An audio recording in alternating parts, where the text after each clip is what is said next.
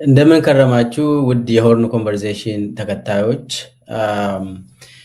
ዛሬ አጫጭር ነገሮችን ለመናገር ቀርብ ያለው እሱም አንደኛ የነዳጅ አስቸኳይ ጊዜ አዋጅ እና የአንዣበበው አደጋ አንዱ እሱ ነው። ሌላኛው ደግሞ የታየ ደንደዓ የፍርድ ቤት ትግልን በተመለከተ አንዳንድ አጫጭር መረጃዎች አሉኝ። ሶስተኛ ላይ ደግሞ የአብይ ጦርነት ውርደትና ቀጣዩ ምርጫ ላይ ተወሰኑ ሐሳቦችን አጋራችኋለሁ። እስከ መጨረሻ ድረስ ተከታተሉኝ። እሱ ያልኩኝ ይህንን ሆርን ኮንቨርሴሽን ሚዲያ ሰብስክራይብ አድርጉ፣ ሼር አድርጉ፣ ኮሜንት አድርጉ፣ ሐሳባችሁን ግለጹ። አንዳንድ ምን ላይ መናገር እንዳለብኝም አንዳንድ ነገሮችንም ሐሳባችሁን ላኩልኝ። የእናንተ ሐሳብ ወሳኝ ስለሆነ ማወቅ የምትፈልጉት በተለይ ደግሞ በብልጽግና ውስጥ የሚካሄደውን ነገር እዛ ውስጥ ማወቅ ያለባችሁ ነገሮች አሉ። እሱንም በተመለከተ የእናንተን ሐሳብ ፈልጋለሁ። አንድ ላይ ለሀገራችን፣ ለሰላማችን፣ ለፍትህ እንቆማለን። እሱን እያልኩኝ ቀጥታ ወደ ያዝኩት መረጃዎች ልለፍ።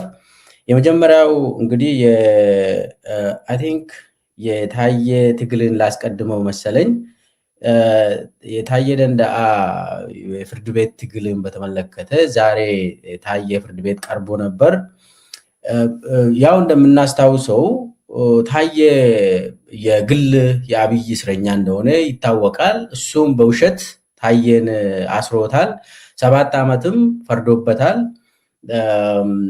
ያው አንድ ክላሽ ይዘ የተገኘ ህገወጥ ክላሽ ይዟል ብሎ 7 ዓመት ጽኑ እስራት ፈርዶበት አባ ሳሙኤል እንዲወርድ ተደርጓል።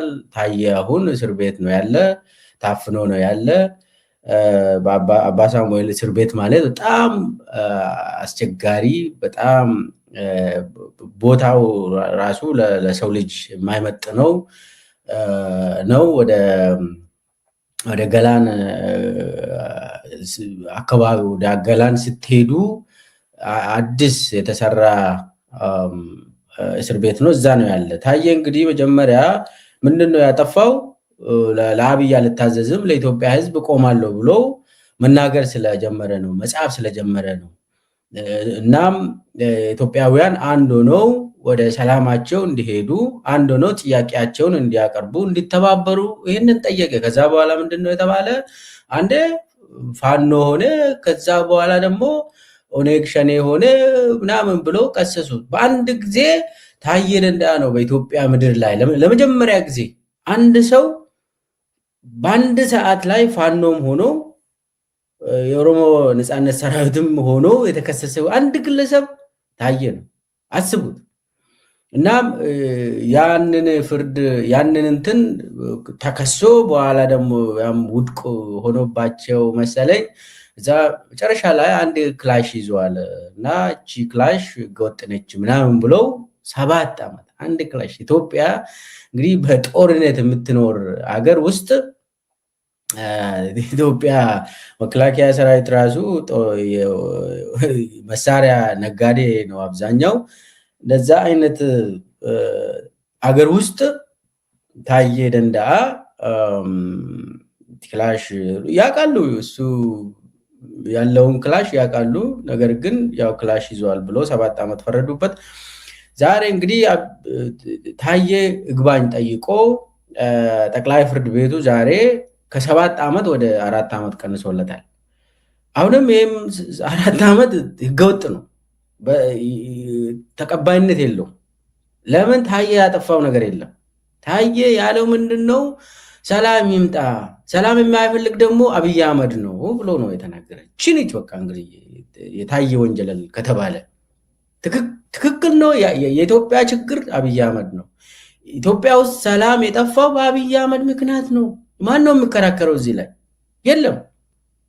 እና ይሄ ነገር ምንድነው 4 ዓመት ተቀነሰለት ሲባልም ይሄ 4 ዓመትም የአብይ እስር ነው። ነገር ግን አሁንም ታዬ ይግባኝ ጠይቋል። ወደ ሰበር ሰሚ ችሎት ይሄዳል መሰለኝ።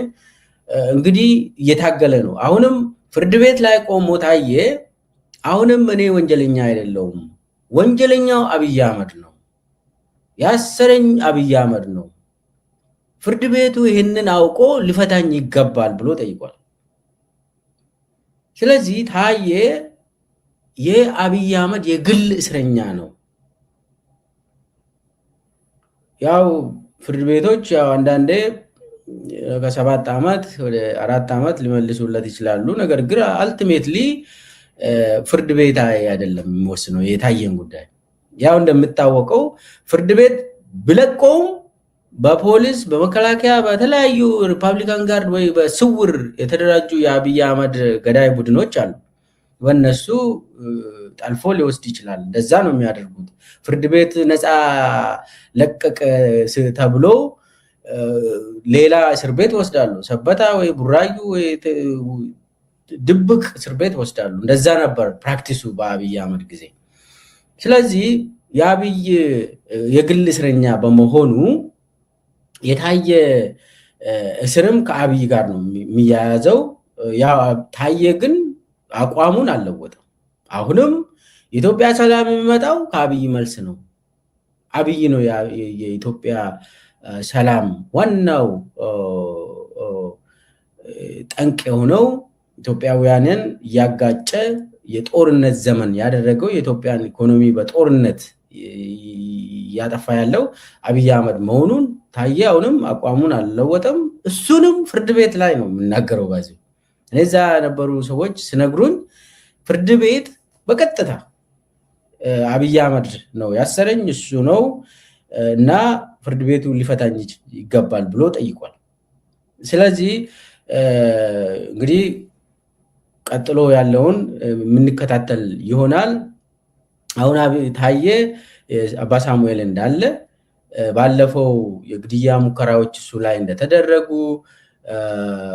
ተናግረን ነበር። ያንንም እንከታተላለን። የታየ ክስ ይሄ ብቻ አይደለም ተመልካቾች። ይህንን እንደምታስታውሱት ሌላ ክስም አለበት። ታየ አገርን ለማፍረስ ተናገረ፣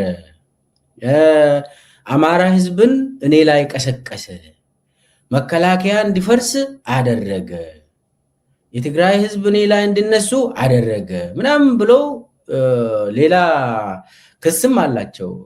እንግዲህ እሱንም አብይ ራሱ ያጻፈው ክስ አለ፣ ሌላ ክስ። እሱንም ታየ እየተከታተለ ነው፣ ለፍርድ ቀርባል። እዛ ላይም እንግዲህ ታየ ያጠፋው ነገር ካለ ያው ሁሉም ሰው የሚያውቀው ለኢትዮጵያ ህዝብ መቆሙ ነው። ብልጽግናን መደገፍ ካለበት ጊዜ ደግፏል። ከዛ በኋላ ግን አብይን አንተን በሰው ደም የምትጫወት አረመኔ ነህ ብሎ ጻፈ። ከዛ በኋላ እንዲታሰር ተደረገ። ያው ይሄ ሁሉ መዓት የወረደበት ያው በዚህ ምክንያት እንደሆነ ማስታወስ ግድላል። እንግዲህ ታየ የኢትዮጵያን ችግር የሁሉም ኢትዮጵያውያን ችግር በመናገሩ ነው በአብይ ጥርስ ውስጥ የገባ። እቺን ካልኩኝ በኋላ ወደ የነዳጅ አስቸኳይ ጊዜ አዋጅ ልሄድ። አሁን ኢትዮጵያ ውስጥ አብይ የነዳጅን በተመለከተ አስቸኳይ ጊዜ አዋጅ አውጇል። ነዳጅ አጠቃቀም ሙሉ በሙሉ ሴንትራላይዝ ሆኗል። በግል የሚወሰን እንዳልሆነ በሁሉም ሚዲያዎች እየተናገረ ነው። አብይም ወጥቶ ሁሉም አመራሮች ወጥቶ እንዲናገሩ ተደርጓል። ኢትዮጵያ ውስጥ አሁን እንግዲህ ነዳጅ የሚያስተዳድረው ሙሉ በሙሉ በአብይ ትዕዛዝ እንደሆነ በከፍተኛ ሴኪዩሪቲ ጉዳይ ሆኖ እንደቀረበ ያው ከሚዲያ ሰምታችኋል። ዋናው ነገር እነሱ የማይነግሩት የነዳጅ የአስቸኳይ ጊዜ አዋጅ መታወጁን በእጅ አዙር ይገባቸዋል። ግን ያ ነገር ነው ያደረጉት። ነገር ግን ያንዣበበው አደጋ እንዳለ ነው። ስለዚህ በዚህ በነዳጅ እጦት ወይ ደግሞ ቀውስ ምክንያት እነ አብይ የወሰዱ ያሉት እርምጃዎችን እሱን ተከትሎ እየመጣ ያለው አደጋዎችን ነው አሁን ለማውራት የምፈልገው። እንግዲህ መጀመሪያ ባለፈው ሳምንት አህመድ ሺዴ ወጥተው ነዳጅ ጠፍቷል፣ በመካከለኛ ምስራቅ ጦርነት ምክንያት ነዳጅ የለም፣ ቁጠባ አርጉ፣ በቃ ጉድ ሆነናል ብሎ ተናግሮ ነበር አህመድ ሺዴ። ያው እንደምታስታውሱት ነው አህመድ ሺዴ ወጥተው አንደኛ ነዳጅ ቁጠባ ላይ ተናገረ። ከዛ ደግሞ ቀጥሎ የነዳጅ ኮንትሮባንድም ኢትዮጵያ ውስጥ እያስቸገሩን ነው፣ ስለዚህ እነሱ ላይም እንረባረብ የሚል የውሸት ጥሪ አድርጎ ነበር። ከዛ ቀጥሎ ደግሞ አብይ አህመድ ራሱ ነዳጅን እንቆጥብ ብሎ መግለጫ ወጣ። እሱም በመካከለኛው ምስራቅ በተፈጠረው ቀውስ የነዳጅ ምናምን ሆነ፣ ችግር ውስጥ ገባን፣ ስለዚህ ነዳጅን በቁጠባ እናርግ ምናምን ብሎ አብዛኛው ሰው ደግሞ በእግር እንዲሄድ የኔን ኮሪዶር ተጠቀሙ፣ ባይሲክል ንዱ ምናምን ብሎ እሱም መግለጫ አወጣ። አብይን ተከትሎ ደግሞ የመንገድና የትራንስፖርት ሚኒስቴር አለሙ ስሜ የሚባል ሰው እሱም መግለጫ ሰጠ። ከአለሙ ስሜ ቀጥሎ ደግሞ አዳነች አቤቤ ለአዲስ አበባ ከተማ ነዋሪዎች የራሷን መግለጫ ሰጠች።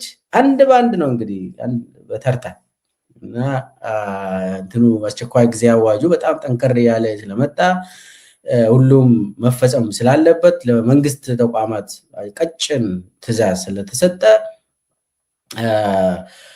ስራ ላይ እንዲውል ነው የተፈለገ። ስለዚህ ከባድ ነገር ነው። የነዳጅ ጉዳይ ቀውስ ውስጥ ገብቷል። መንግስትም ቀውስ ውስጥ ገብቷል። ኢትዮጵያውያን አሁን ይጎዳሉ።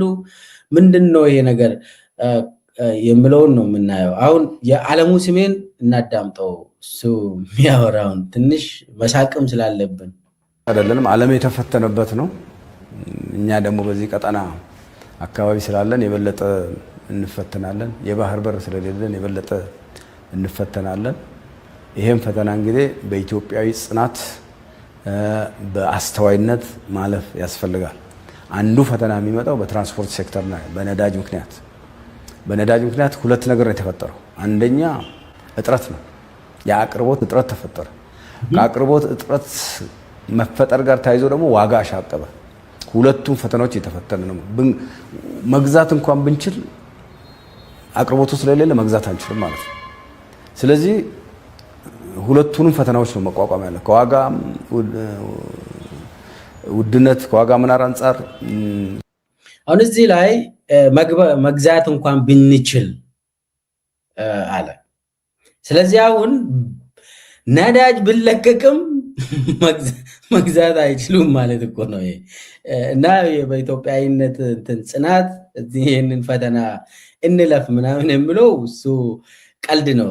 እስቲ እናዳም ጋር ታይዞ የሚመጣውን ስቲል መንግስት እየደጎመ ነው ያለው። ብዙ ቢሊዮን ብሮችን እየደጎመ ነው ያለው። ቀጥታ በተለይ በደሃው ላይ እንዳያርፍ ይሄ የዋጋ ጭማሪ እየደጎመ ነው ያለው። ቢሆንም ግን ያው ፈተናው አለ። የተለያዩ ዘዴዎችን መጠቀም ይኖርብናል ማለት ነው። ሁለተኛ አቅርቦት ችግር ነው። ሁለቱም ስለሚፈትነን በዚህ ጊዜ የኛ ክትትልና ቁጥጥር እንዳለ ሆኖ ምክር ሀሳብ መስጠት እንዳለ ሆኖ ህዝቡን ማድረግ ያለባቸው ነገሮች አሉ። አንደኛ የግል መኪና የሚጠቀሙ የመንግስት መኪና የሚጠቀሙ አካላት ወደ ብዝሃ ትራንስፖርት መሻገር። ብዝሃ ትራንስፖርቱ አንደኛ ብዙ ሰዎችን ስለሚጭን ዋጋ እንጋራለን፣ የዋጋ ተጽዕኖ ይቀንሳል። ሁለተኛ የኤሌክትሪክ አሉ። የኤሌክትሪክ አውቶቡሶች፣ የኤሌክትሪክ ሚኒባሶች፣ የኤሌክትሪክ ራይዶች ስላሉ ወደዛ ሽፍት ካደረግን ነዳጃችንን እንቆጥባለን፣ ከዋጋ ንረቱም ራሳችንን እንከላከላለን። ሶስተኛ መኪና መጋራት፣ ተሽከርካሪ መጋራት። ቤተሰብ 10 ልጅ ያለው 5 ልጅ ያለው ሀብታም ቤተሰብ 5 መኪና 10 መኪና ኖሮት ከሆነ አሁን ለሀገር ብሎ ለህዝብ ላይ የሚመጣው አደጋ ብሎ ሀገር እንድትቀጥል ይሄ እንቅስቃሴው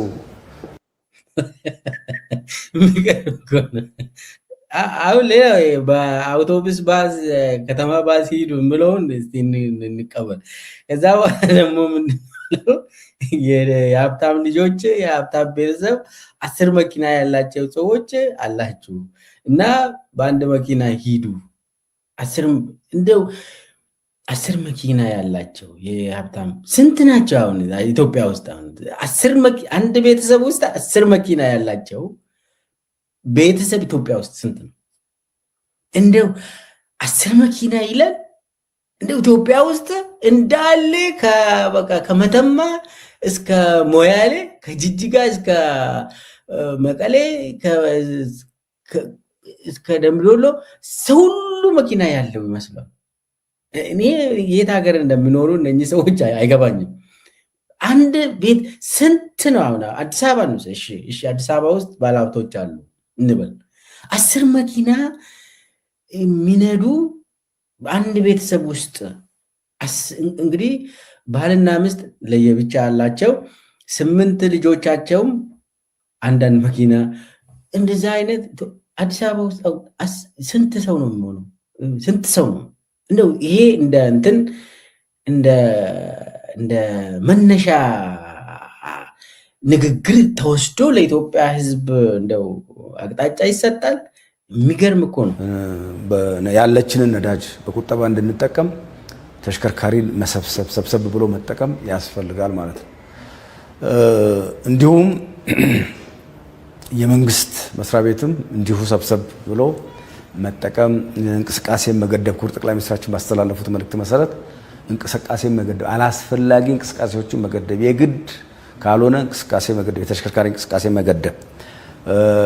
ሌላኛው ህዝባችን መጠቀም ያለበት እና አሁን ከኮሪደር ልማቱ ጋር እየተለመደ ያለው በእግር ጉዞ፣ ቅርብ ርቀቶችን በእግር መጓዝ ከናካቴው ወደ እግር መጓዝ ሳንገባ የቅርብ ርቀቶችን በእግር መጓዝ። አንዳንድ ከናካቴው ወደ እግር ጉዞ ልንገባ ነው ማለት እንደው አሁኑ ጀምሩ ያለ ነው። ቅርብ እና በፈረስም ባለፈው የሆነ ሰዓትም በፈረስ መሄድ ምናምን የሚል ወሬ አውርቶ ነበር። አላስታውስም ግን ኤግዛክትሊ ቦታ ለስራ ስንሄድ፣ ቅርብ ቦታ ለሌላ ጉዳይ ስንሄድ በእግር የመሄድን ታክሲ ከመያዝ ተሽከርካሪ ከመጠቀም ተቆጥበን በእግር መሄድ ያለብን። ሌላው ለባለሀብቱ የኤሌክትሪክ ተሽከርካሪዎችን በብዛት እንዲያስገባ፣ በተፈጥሮ ጋዝ የሚሰሩ ተሽከርካሪዎችን በብዛት እንዲያስገባ። ያ በጣም ይዘገንናል እነሱም ያወሩት። በተመሳሳይ መልክ ደግሞ አዳነች ለምሳሌ እንትን ያወጣችው እሷም በእግሩ መጓዝ የግድላል የሚል መግለጫ አውጥታለች። በእግር ሂዱ። አሁን ምን በእግር ኦኬ፣ ኮሪደሮች ያሉበት ኦኬ፣ ወክ አርጉ። እሺ፣ ሰው ከሲኤምሲ ጀምሮ መርካቶ ለመሄድ በእግር ይሄዳል። እንደው ከየት እስከየት ነው በእግር የሚሄዱት? ከቡራዩ ከአምቦ ድረስ በእግር ነው የሚሄዱት ወይስ ከባህር ዳር ወደ አዲስ አበባ የሚመጣው በእግር ነው የሚሄዱት? አሁን ወይ እነኚህ ሰዎች አለሙን ስሜም ይሁን አብይ አህመድም ይሁን አህመድ ሽዴም ይሁን አዲስ አበባ ውስጥ ከአዲስ አበባ ደግሞ ፒያሳን የሚያስተዳድሩ ይመስለኛል። የፒያሳ መንግስቶች ናቸው እነኚህ። እዚሁ በቃ ወክ አድርጉ የሚባለው ጭንቅላታቸው ውስጥ እና አብይ ከ4 ኪሎ ቤተ መንግስት ፓርላማ ለመድረስ ወክ ያደርጋል። እነኚህ ሚኒስቴሮች ወክ ያደርጋሉ ወይ? እንደዛው 1 ሜትር 2 ሜትር 10 ሜትር 500 ሜትር ወክ ያደርጋሉ ወይ? አያደርጉም። እሺ የኢትዮጵያ ህዝብ ወክ እንዴት ነው የሚያደርገው? ሰው ከጅጅጋ ተነስቶ ድሬዳዋ ለመሄድ በእግር ነው የሚሄደው። ወክ አድርጉ ሲባል ለኢትዮጵያ ሕዝብ ወክ አድርጉ ሲባል እንዴት ነው የሚሆነው? እንደው ከ6 ኪሎ 4 ኪሎ እንኳን መተን